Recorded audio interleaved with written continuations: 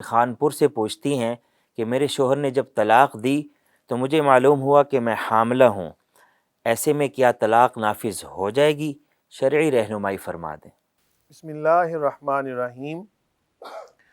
طلاق ایک ایسا مسئلہ ہے کہ اس کے اندر بہت زیادہ اختلاف پایا جاتا ہے اہل ظواہر اور احناف کے نزدیک، اور بھی اس کے علاوہ مختلف مسالک ہیں، تو میں آپ کو لب لباب بتا دیتا ہوں۔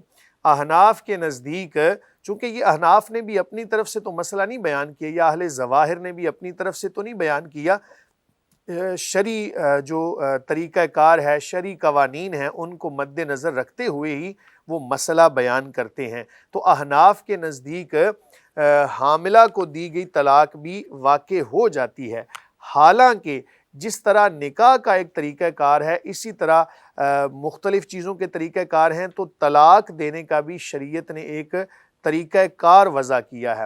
حاملہ کو طلاق دینا ناجائز ہے، لیکن اگر کسی نے طلاق دے دی تو طلاق نافذ ہو جائے گی۔ اب اس کی دلیل یہ ہے کہ قرآن نے سورہ طلاق کے اندر حاملہ کی عدت بیان کی ہے۔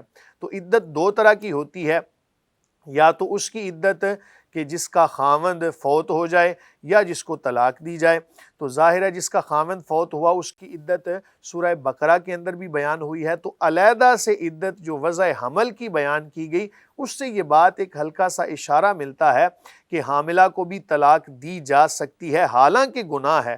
اسی طرح اگر کسی کا خاوند فوت ہو گیا، وہ حاملہ ہے، تو اس کی بھی عدت وہی ہوگی۔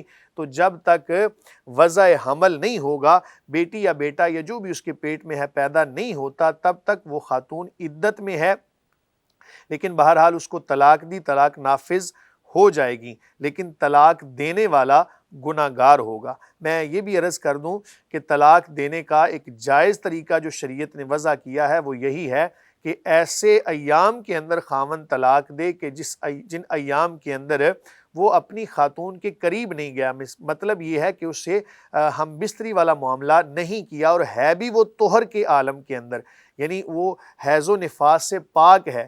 تو ایک طلاق اس نے دی، اس کے بعد حیض آئے گا، پھر طہر آئے گا، پھر حیض، پھر طہر، اسی طرح اس کی عدت بھی مکمل ہو جائے گی اور یہ نکاح سے بھی نکل جائے گی۔ اگر یہ مکمل طور پہ اس کو چھوڑنا چاہتا ہے تو ایسی صورت میں ہر طہر کے اندر طلاق دے گا، ہر ایسا طہر کہ جس کے اندر یہ اپنی بیوی کے قریب نہیں گیا۔ یہ شریعت نے طریقہ وضع کیا ہے۔ اگر حیض کی حالت میں طلاق دی تب بھی خاوند گناہ گار ہے، حمل کی حالت میں طلاق دی تب بھی گناہ گار ہے، یا اور کوئی بھی ایک ہی لفظ کے اندر تینوں طلاقیں دے دیں تب بھی یہ گناہ گار ہے۔ علی ھذا القیاس، جو ابھی مسئلہ آپ کے گوش گزار کیا، جائز طریقے سے طلاق دے گا تو جائز ہے، اس کے علاوہ کوئی بھی طریقہ اگر استعمال کرتا ہے، طلاق تو نافذ ہو جائے گی لیکن خاوند گناہ گار ہوگا، اس کو توبہ کرنا بھی لازم ہوگا۔ اگلا